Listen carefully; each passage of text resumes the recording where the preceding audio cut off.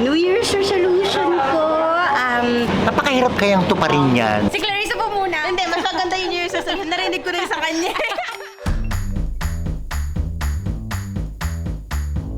New Year's resolution in this incoming 2025. Ang aking New Year's resolution, Ito na naman ang New Year's resolution, hindi ba? papayat na ako. Nahirapan ako sabihin, parang sige, palitan ko na lang. Siyempre, maging healthy. Oo, pinagdarasal natin lagi yan. At siyempre, hindi lang para sa akin, kundi para sa aking husband, sa aking mga anak, at saka sa inyong lahat. Siyempre, para lahat tayong masaya, lahat tayong healthy. Medyo mag-trim down ako. Yung lakas ng kain ko, medyo magbuwasan ko ng konti. Para fit tayo. Alam mo na, pag 2025, pag fit ka, nako, masarap. Makakapag-basketball. Lahat ng sports na gusto mo. Golf. Saka-sakali. Maging fit lang. Tapos, sana maging itong 2025, lahat ng tao sa mundo maging healthy. In 2025 is to stay healthy by working out.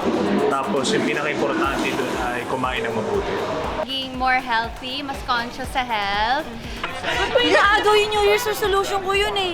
Sige na, sa'yo na lang, pahiram ko na. Hindi, ang New Year's resolution ko, hindi na ako kakain ng kanin. Fried rice na lang. At saka maganda din yung magandang health. Kasi syempre di ko sila makikita ko. Hindi ako healthy. So, yun lang. Yun lang po. Happy New Year! Happy New Year! Ay, wala. Ang New Year resolution ko is makasama ko yung buong family ko sa darating na bagong taon. So yun naman lagi ko hinihiling sa kanila. So yun. Ang New Year's resolution ko for 2025 is magtitipid. Huwag masyado magastos sa mga hindi naman kailangan. New Year's resolution ko rin to last year. Pero hindi ko siya napanindigan. Di ba may mga ganun? So this time, uulitin ko but I'll make sure na mapapanindigan ko na siya. Magtitipid na ako. Di ako bibili ng kahit na anong bagay na alam kong hindi naman siya wala siya sa basic na needs ko. Wala ba akong New Year's resolution? May suggestion ka ba? Bakit ito sinabi ko? Sige na. Okay na po. Tapos, So, ang sabi niya, mas magpapautang na daw ako sa kanya. Ha? Kanino? Sa'yo. Ikaw na. Magbata ako Jack and Paul. 1, 2, 3, go. Isa pa. New Year's resolution number 1 is active lifestyle. Siyempre, gusto ko maging healthy, strong, and payat. Siyempre, all-in-one na yon. And pwede ba isa pa? Gusto ko magkaroon ng magfo-focus ako sa ibang roles na hindi akong comfortable. Sabihin ko sa management na ba, kasi may bago akong magko-contract sign ako. Ingin ko yung mga hindi comedy, hindi ganun. Gusto ko out of the box. New characters for me. Gusto ko. Ang New Year's resolution ko ay mas maraming travels. At syempre, peace. Lagi nilang sinasabi medyo corny raw pag sinabi mo peace, pero totoo, yun ang kailangan. At pagmamahal. Mas maging magiliw at mabait sa mga tao. Napakahirap kayang tuparin yan.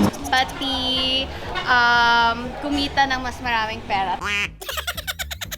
Thank you very much. ang New Year's resolution ko for the year 2020. Palis na kayo kay Hina.